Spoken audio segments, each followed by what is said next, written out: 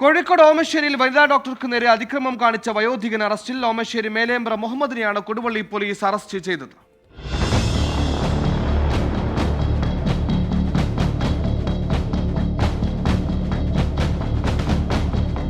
ഓമശ്ശേരിയിലെ സ്വകാര്യ ക്ലിനിക്കിലെ ഡോക്ടർക്കു നേരെയാണ് അതിക്രമമുണ്ടായത്. ക്ലിനിക്കിൽ ഇടയ്ക്കിടെ സന്ദർശിക്കാറുണ്ടായിരുന്ന മുഹമ്മദാണ് അതിക്രമം കാണിച്ചത്.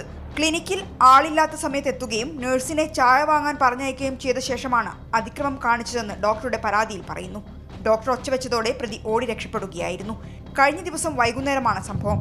താമരശ്ശേരി കോടതിയിൽ ഹാജരാക്കിയ പ്രതിയെ 14 ദിവസത്തേക്ക് റിമാൻഡ് ചെയ്തു. 24 കോഴിക്കോട്.